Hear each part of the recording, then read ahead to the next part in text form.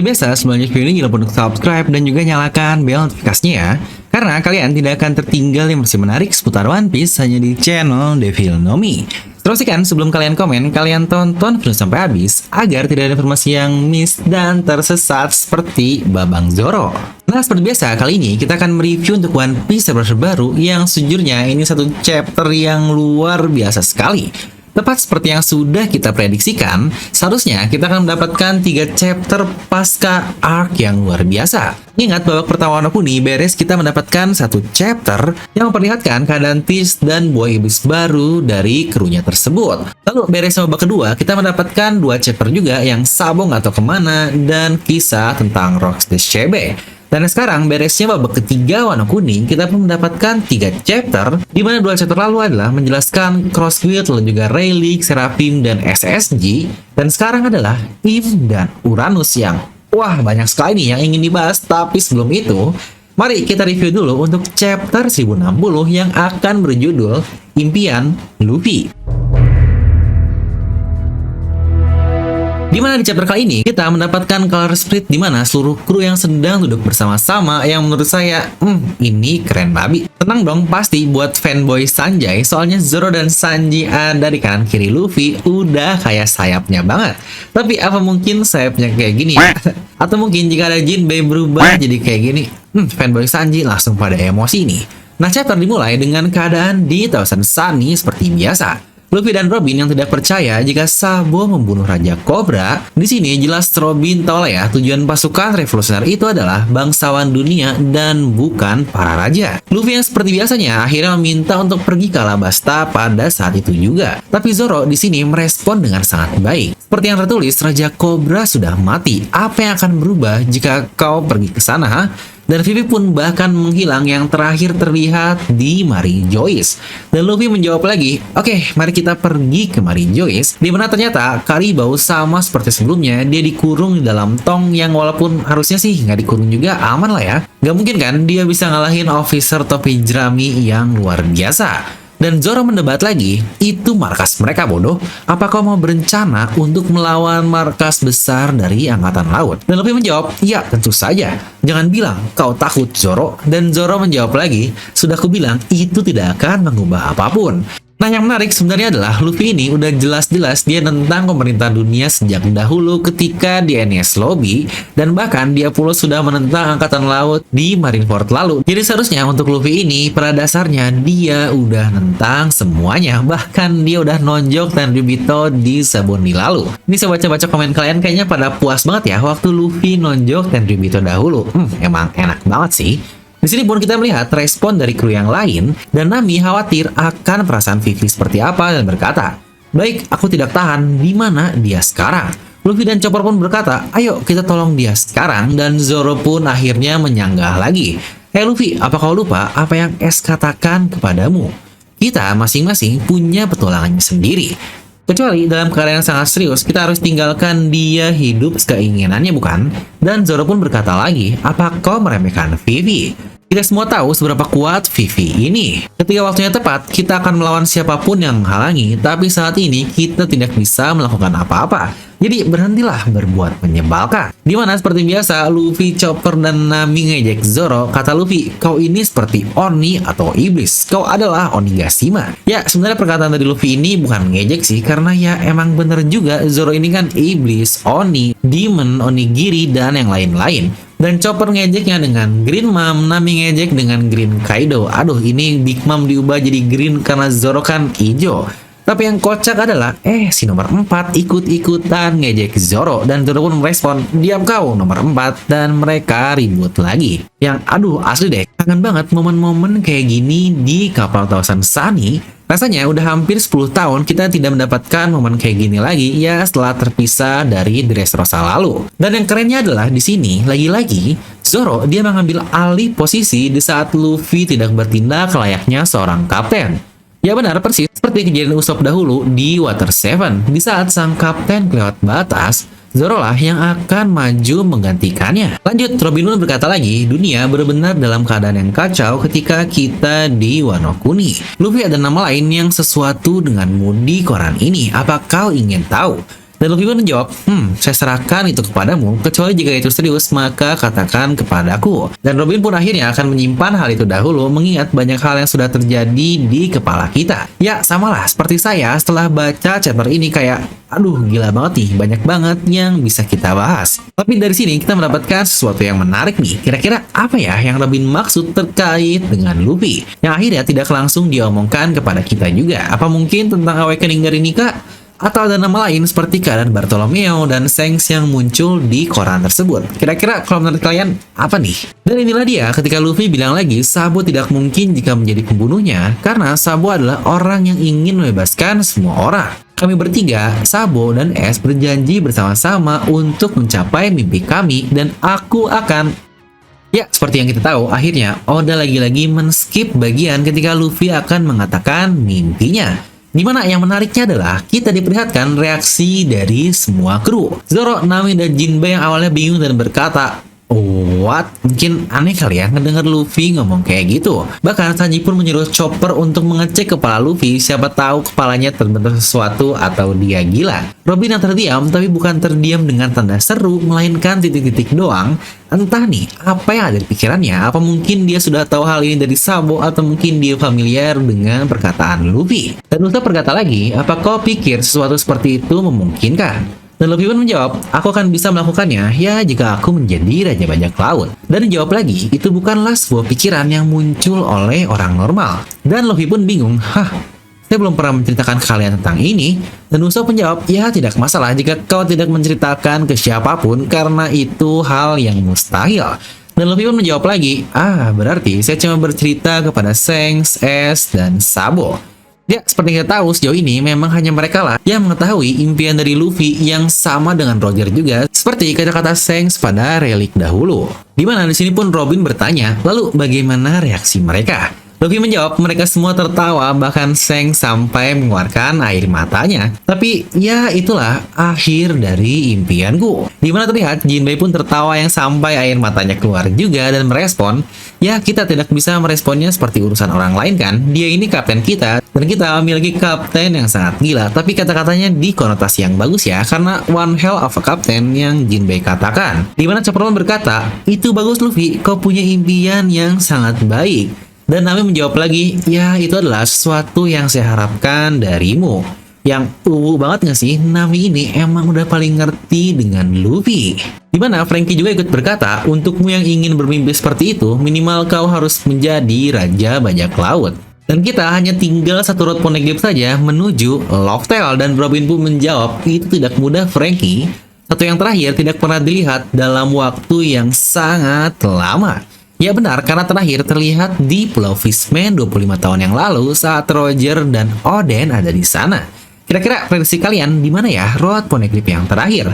Di Shanks kah, Chopper Gaban, Kurohige, atau Mary Joyce? Nah, mengenai impian Luffy akan kita bahas singkat di sesi analisis di belakang ya. Tapi yang menarik dari respon krunya semua adalah cuma Zoro yang cuma doang. Wah, emang kalau udah partner nih udah bodo amat banget kali ya. Dan kita berpindah ke keadaan Sabo kembali yang terakhir dia menelpon pasukan revolusioner. Di mana angkatan laut yang menyadap dan akhirnya disiarkan ke beberapa tempat di Mary Joyce seperti Gorosei dan tempatnya Imo. Di sini dia berkata, Sabo sang kaisar api sedang melakukan kontak dengan kerajaan Kamabaka. Coba cek lokasinya, dia ada di mana? Mereka tidak menggunakan deden musi putih, sepertinya mereka dalam keadaan darurat. Ayo, cepat lacak ada di mana. Nah, buat yang belum tahu, deden musi putih ini untuk menghalang sinyal agar mereka tidak bisa disadap oleh siapapun. Yang ini pun sudah pernah kita prediksikan di video prediksi lalu. Dimana ternyata Sabo ada di kerajaan Lulusia. Itu adalah satu dari ke-8 negara revolusi yang baru saja terjadi, sebuah tempat yang sangat pas untuk persembunyian Sambo. Sambo lagi kan, Sabo. Dikatakan satu dari 8 negara. Menarik nih, ini bisa jadi bahasan kira-kira apalagi ya negara lain yang masuk selain Lulusia ini. Nah, ngomong-ngomong tentang kerajaan Lulusia pun sudah pernah saya bahas lengkap di video spoiler kemarin, terutama hubungannya dengan Kurohige, Ace, Koby, yang akhirnya plot-plot bagus ini akhirnya udah sambungkan di chapter ini.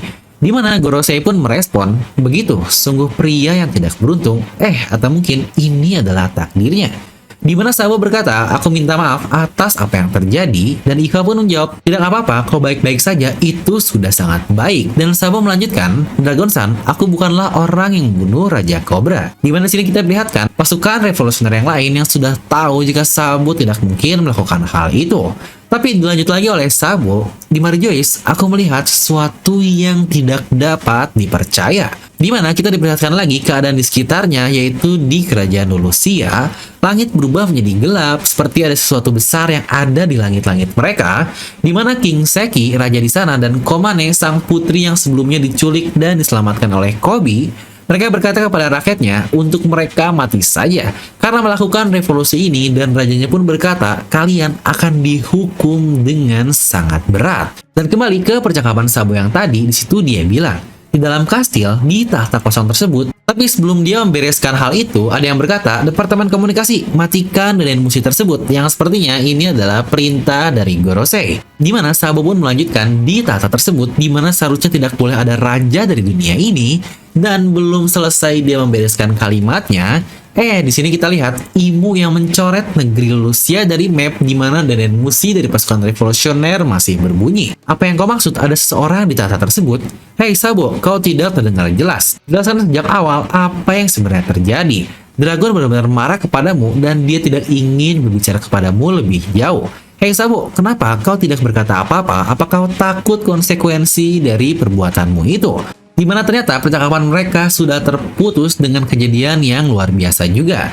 Yang ternyata di sini Gorosei dia berkata juga ke Departemen Komunikasi alias Angkatan Laut, dengarkan ya, kalian tidak mendengar apapun. Kalian tidak mencegah apapun. Kerajaan Lulusia, negeri itu tidak pernah ada sejak awal. Yaitulah ternyata sebuah cara atau doktrin agar informasi yang sangat-sangat rahasia ini tidak tersebar kemana-mana. Jadi begitulah cara pemerintahan dunia untuk menghilangkan sesuatu. Mungkin juga insiden God Valley adalah pernah terjadi hal yang seperti ini juga. Di mana di sini kita melihat satu halaman besar, negeri Lulusia tersebut seperti diserang petir dengan dahsyat yang benar-benar menyerupai Raigo dari Enel, di mana Sabo yang ada di sana juga terkena dampak dari serangan tersebut. Di mana kita kembali ke Taosan Sami lagi, di sini terlihat mereka sedang berada di satu region pulau dengan suhu musim dingin atau winter yang sangat dahsyat. Dan ternyata ada anak kecil yang ikut tertangkap oleh bencana alam tersebut.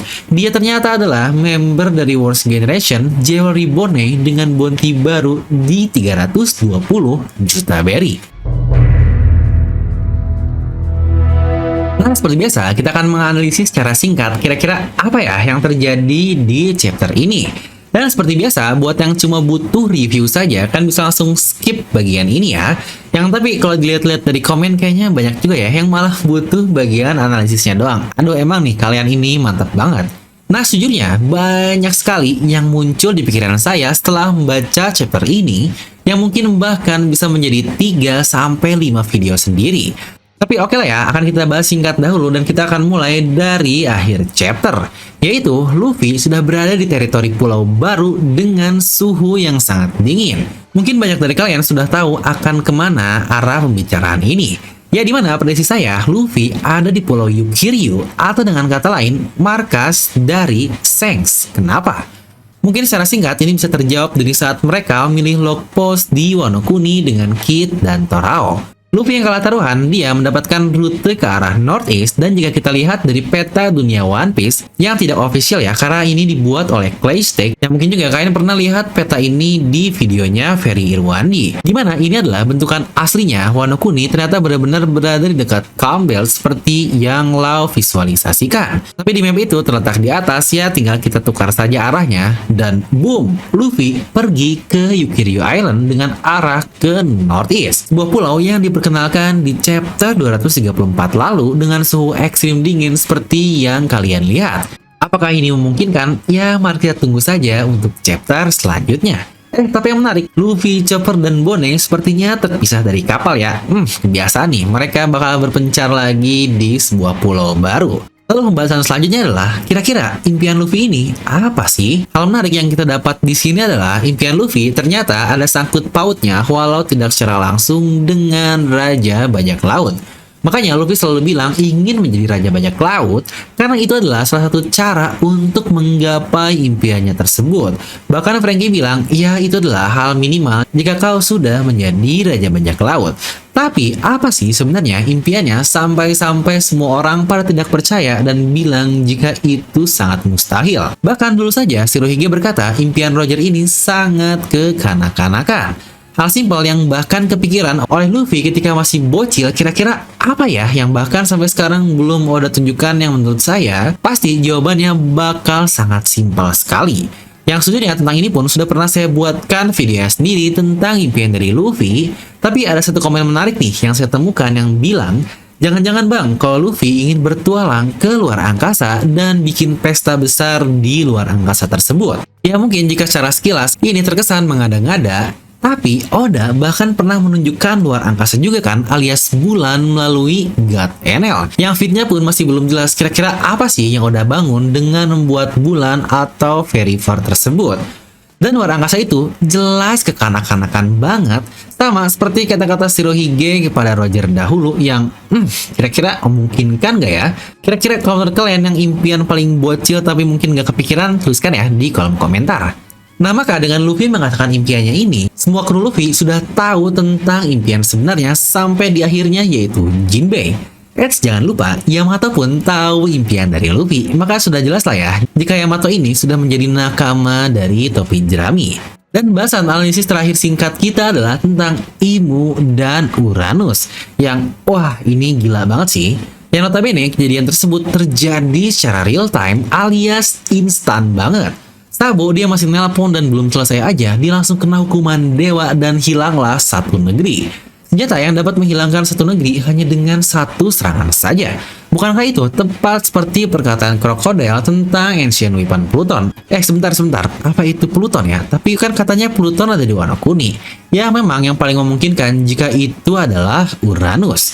Yang gila itu, ini benar-benar real time loh. Ngobrol aja belum beres, langsung digunain sama Imu dan boom, hilang satu negara. Wah, ini gila banget. Nah, sebenarnya banyak sekali juga sih yang ingin saya bahas, dimulai dari kenapa Imu rela melakukannya demi satu orang, yaitu Sabo.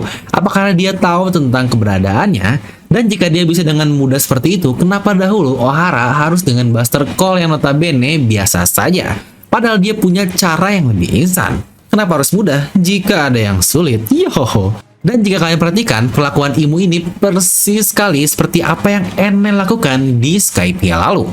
Terutama saat menghukum Konis, di mana situ juga ada Luffy yang terhindar dari serangan Eltor atau hukuman dewa dari God Enel. Dan ketika ada yang bicarakan di belakangnya, dia pun akan langsung terkena hukuman dewa. Persis kayak lah seperti Imu, dan bahkan serangan penghancurannya pun sangat mirip dengan Raigo dan memaragannya Enel. Dengan semacam petir atau serangan laser yang bertubi-tubi hingga pulau hancur. Dimana sebelumnya saya pun pernah membahas tentang Enel dengan Maximnya yang menyerupai Ancient Weapon yang akhirnya hampir terbukti. Lalu juga arc Skypiea yang sangat penting sekali yang menunjukkan bagaimana cerita One Piece ini bekerja, yang contohnya sudah jelas lah apa yang Enel lakukan dahulu sama seperti apa yang Imu lakukan saat ini. Itu sudah pernah saya bahas lengkap beberapanya di video Mega Teori di channel ini. Mungkin kalian bisa langsung lihat untuk playlistnya ya, karena itu sangat mind blowing sekali. Dan untuk Sabo, apakah dia mati? Dimana di satu sisi, masa Sabo mati lagi? Udah 3 kali loh Oda main-main dengan nyawa dari Sabo ini. Pertama, saat dia masih kecil yang ternyata masih hidup. Lalu yang kedua, saat berita di koran yang hilang, banyak yang ngira Sabo mati juga. Dan sekarang bener-bener dibikin dia kayak mati. Nggak bosan apa nih? Oda bener-bener mainin nyawa dari Sabo.